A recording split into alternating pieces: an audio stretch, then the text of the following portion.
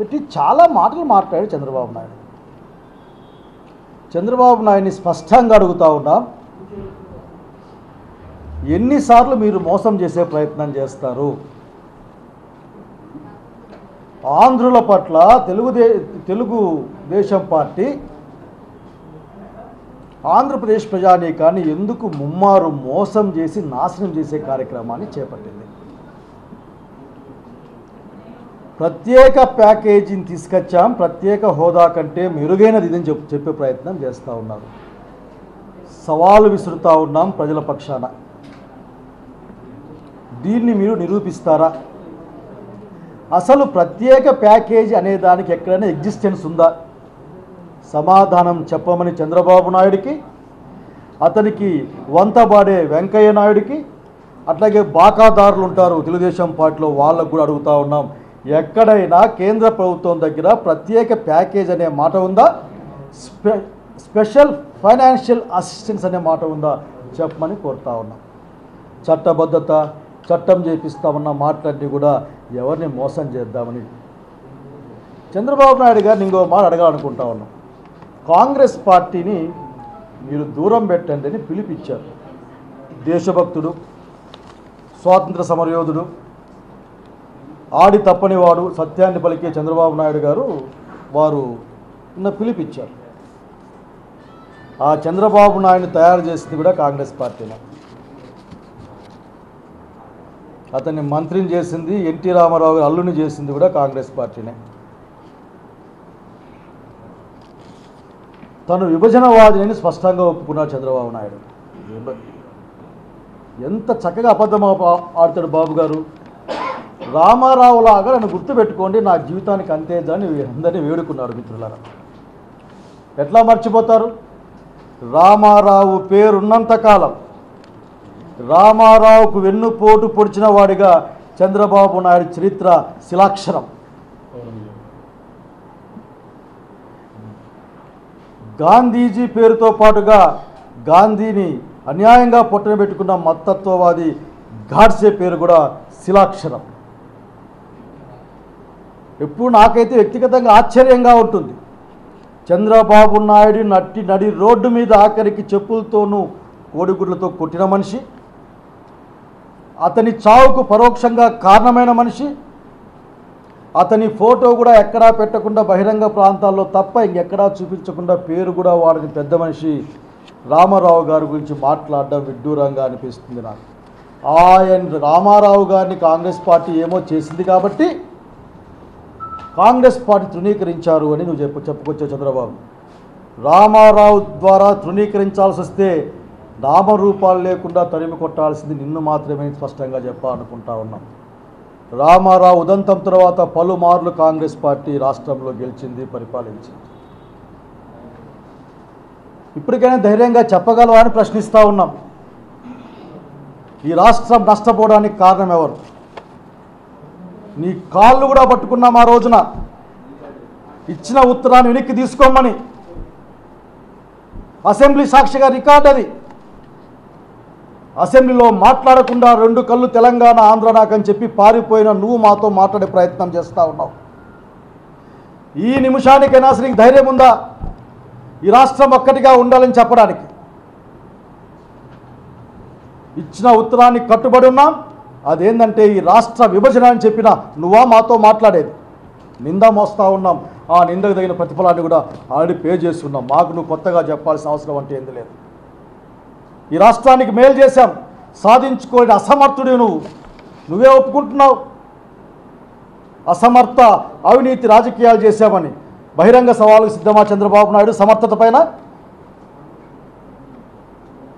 పుష్కరాలు కూడా సరిగ్గా నిర్వహించుకోలేని అసమర్థుడు మీరు. 28-30 మంది చావు కారణమైన వాళ్ళు మీరా మాతో మాట్లాడేది? 80 లక్షల ఇల్లు కట్టడానికి ప్రణాళిక సిద్ధం చేసి అర్హత ఉన్న వాళ్ళు పార్టీకి, మతానికి, కులానికి, ప్రాంతానికి సంబంధం లేకుండా పంచిన వాళ్ళం మేము. ఒక్క ఇల్లు కూడా కట్టని అయోగ్యుడు నువ్వా మాతో మాట్లాడేది? పిల్లలకి ఫీజులు కానీ, డ్వాక్రా మహిళల రుణాలు కానీ అన్ని రంగాల్లో సర్వతోముఖాభివృద్ధికి బాటలు వేసిన కాంగ్రెస్ పార్టీ పరిపాలనతో నువ్వెట్లా పోల్చుకుంటావు?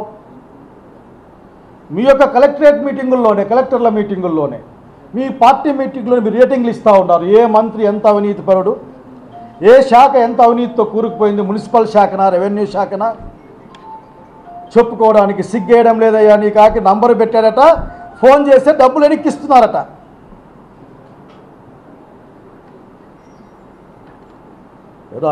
ఎవరు ఉద్యోగస్తులు ఇస్తున్నారేమో. ఏది బొక్కిన ఇసుక డబ్బంతా ఎవడైనా ఎనిక్కిచ్చాడా ఇంతవరకు నంబరు పెడితే? ఇసుకలో మీ వాళ్ళు ఎంత సంపాదించారో మీకు తెలియదా? మీరే వాపోయారు కదా, ఇంత అన్యాయం జరిగిందా, ఇసుకలో ఇంత డబ్బులు సంపాదించారా అని దీన్ని ఫ్రీ చేస్తూ ఉన్నాయి 2 ఏళ్ళు అమ్ముకున్న తర్వాత. కనుక కాంగ్రెస్ పార్టీ పట్ల వేలు పెట్టే ప్రయత్నం చేయవద్దని హెచ్చరిస్తూ ఉన్నాం. ప్రజలు తెలుసుకుంటా ఉన్నారు, మీరు చేసిన అన్యాయాన్ని తెలుసుకుంటా ఉన్నారు, మీ అబద్ధాల ప్రచారాన్ని తెలుసుకుంటా. మీకున్న ఒకే ఒక ఆయుధం కాంగ్రెస్ పార్టీ గురించి మాట్లాడమే. చెప్పుకోవడానికి గోచి పాతా కూడా మీ దగ్గర లేదు. Amaravati CRDA Chandrababu Naidu real agency development authority తప్పనిస్తే దానికి మామూలుగా యాడ్లు ఇస్తూ ఉంటారు. విమానాశ్రయం పక్కలో ఉంది, రైల్వే స్టేషన్కి 100 కిలోమీటర్లో ఉంది, కుడి పక్క నీళ్లున్నాయి, ఎడం పక్క ఆకాశం ఉంది, పైన గాలి ఉంటుందని యాడ్లు ఇచ్చి అమ్ముతూ ఉంటారు రియల్ ఎస్టేట్. ఆ విధంగా అమ్ముకునే ప్రయత్నం తప్ప ఇందులో ఏముందో చెప్పని కోరుతా ఉన్నాం. చంద్రబాబు నాయుడు గారు, మీరు కట్టిన కడ్డం ఎక్కడ? రోజుకొక ఫోటో వస్తుంది మీ దగ్గర నుంచి. అసెంబ్లీ, మినిస్టర్ క్వార్టర్స్, లేకపోతే ఇంకొకటి అని రకరకాలుగా బొమ్మలు వస్తూ ఉంటాయి. వాడెవడో మనం చెప్పాడు, కంపెనీ, జపాన్ కంపెనీ చెప్పింది ఇంత అన్యాయం, మక్కీ అసోసియేషన్, ఇంత అన్యాయమైన ప్రభుత్వము లేదు, ఇంత అన్యాయమైన రాష్ట్రము లేదు. ఎందుకు తప్పిచ్చారో తెలియదు, ఎందుకు అడిగారో తెలియదని నిజాయితీతో వ్యాపారం చేసే జపాన్ దేశం చెప్పింది. కనుక మాటలు కట్టి పెట్టమని చెప్తా ఉన్నాం. రా, ఈ రాష్ట్రానికి, ప్రజానీకానికి ఏం చేసావో చెప్పు, ఏం మేలు చేసావో చెప్పు. అది చెప్పకుండా మాట్లాడితే వినడానికి సిద్ధంగా లేమని తెలియజేస్తూ ఉన్నాం. అట్లే కాకుండా రాయలసీమ గురించి మాట్లాడతావు, కరువు గురించి మాట్లాడతావు నువ్వు చంద్రబాబు నాయుడు. కరువుని శాశ్వతంగా నిర్మూలిస్తే చరిత్రలో నీకు ఆలోచన కనీసం ఉందా? కాంగ్రెస్ పార్టీ కట్టిలేక మధ్యలో ఉన్నా, లేక పూర్తి కాబడ్డ ప్రాజెక్టులకు నీ పేరు వేసుకొని పొంగిపోవడం తప్పనిస్తే రైతు పట్ల, నీటి పట్ల నీకు ఎప్పుడైనా ప్రేమ ఉందా? రైతు వ్యతిరేకి చంద్రబాబు నాయుడు అని అడదలుచుకున్నాం. నేను రాయలసీమ పేరు చెప్పుకోవడమే కానీ ఒక చుక్క నీళ్ళు ఇచ్చిన పాపన పోయారా మీరు? నిక్కర జలాలు అడుగుతా ఉన్నాం ఈ రోజున. నిక్కర జలాలు ఒక్క చుక్క వరద జలాల మీద పడి బతకమని చెప్పి ఒక ప్రయత్నం తప్పనిస్తే అది కూడా కాంగ్రెస్ పార్టీ కట్టిన హంద్రీ నీవ. 2 సార్లు చంద్రబాబు నాయుడు గారు, గుర్తుపెట్టుకోండి మీరు, చంద్రబాబు నాయుడు గారు 2 సార్లు శంకుస్థాపన చేసే ఉరవకొండలోను, ఆత్మకూరులోను 5 టీఎంసీలకి. కాంగ్రెస్ పార్టీ దాన్ని సాగునీటి ప్రాజెక్టుగా కృష్ణమ్మ వాటర్ని అనంతపురం జిల్లాకు పైకి మరలించాం కాంగ్రెస్ పార్టీ ఆ రోజున. గుర్తు చేసుకోమని కోరుతా ఉన్నాం. కనుక రాయలసీమ పైన కపట ప్రేమను ప్రకటించవద్దని కోరుతా ఉన్నాం. నీటి ఫిరంగులతో మా పంటను కాపాడుతావని చెప్తావు నువ్వు చంద్రబాబు నాయుడు.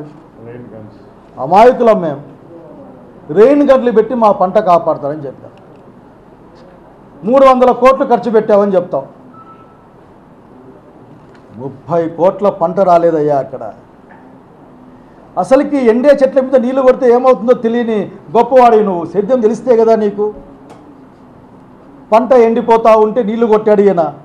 కొట్టిన మేర ఒక్క పూట అట్లా చల్లారు, కొట్టిన మేర ఆవిరికి ఎండిపోయినాయి చెట్లు. ఎవరికి అర్థం విషయం? మా ఇంట్లో అమ్మ వాళ్ళు కూడా చెప్తారు మనకి, ఎండపూట నీళ్ళు పోయే బాగా చెట్టుకి చచ్చిపోతాయని. కాబట్టి మిత్రులారా, మళ్ళీ కోరుతా ఉన్నాం, రాష్ట్ర విభజన గురించి చంద్రబాబు నాయుడు చర్చించదలుచుకుంటే సిద్ధం. ఆయన ఛాంబర్లో అయినా సిద్ధం, ఆయన కొమ్ము కాసే వాళ్ళతో అయినా సిద్ధం. ఏ ప్రాంతంలో అయినా సరే ఆయన రావాలి ఏమంటే, వాళ్ళ తాబేదారులు కాదు. మా పార్టీ నుంచి మనుషులు పంపిస్తాం.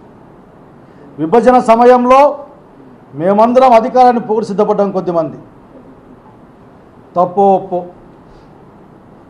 కానీ మీరు రాష్ట్ర ప్రభుత్వాన్ని, రాష్ట్ర పార్టీలని కేంద్ర ప్రభుత్వం పిలిచి మీకేమి కావాలి అని అడిగినప్పుడు ఏం చేసావు చంద్రబాబు నాయుడు? గుండెల మీద చేసుకొని చెప్పని కోరుతా ఉన్నాం. పోయి ఏపీ భవన్లో గేట్ వేసుకుని నువ్వు దీక్ష చేశావు. ఏపీ భవన్లో గేట్లు వేసుకొని దీక్ష చేశావు నువ్వు, హోమ్ మినిస్ట్రీకి పోకుండా. నువ్వేం మాట్లాడతావు మాతో? 7 రోజులు పండగ నా ప్రభుత్వం ఏమా భరించి నీ పార్టీ నుండి గవర్నర్ని కోరుతా ఉన్నాం, చంద్రబాబు నాయుడు కూడా కోరుతా ఉన్నాం. మీ పార్టీ వేదికగా మార్చుకున్నారు. ఈ నవనిర్మాణ దీక్షలకు అయ్యే కార్యక్రమం డబ్బులన్నింటి కూడా మీరు భరించండి. మీ పార్టీ నుంచి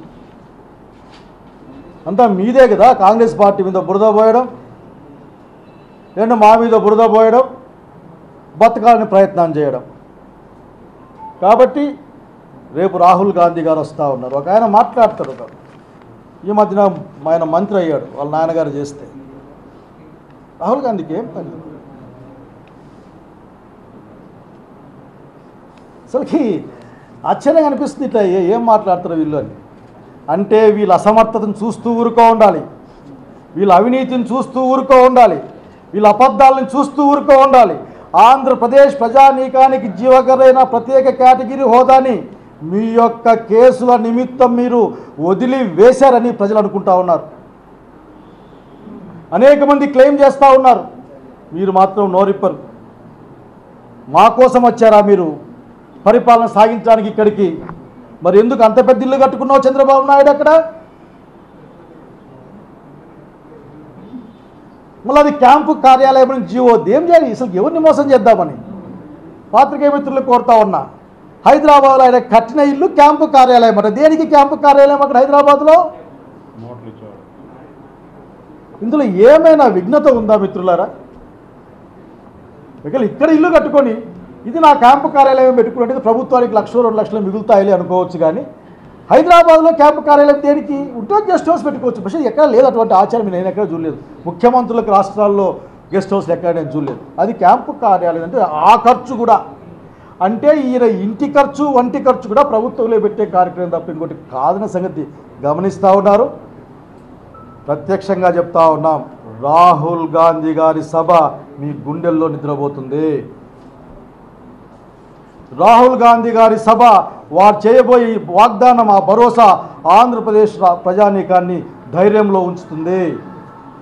స్పష్టంగా చెప్తా ఉన్నాం, కాంగ్రెస్ పార్టీనే నీ యొక్క రాజకీయ జీవితాన్ని ముగిస్తుందని చెప్పదలుచుకున్నాం. షెడ్యూల్ రిలీజ్ చేస్తాం, 3:30కి వస్తుంది. అట్లాగే వస్తుంది. చాలా ప్రత్యేక ఏర్పాట్లు చేస్తూ ఉన్నాం. మొత్తం మా కార్యకర్తలందరూ దానికోసం గట్టి కష్టపడతా ఉన్నారు. రాజధాని ప్రాంతంలో జరగబోతూ ఉంది. అట్లాగే యూత్ కాంగ్రెస్ ఆధ్వర్యంలో కూడా రాజీవ్ బైక్ ర్యాలీ, అట్లాగే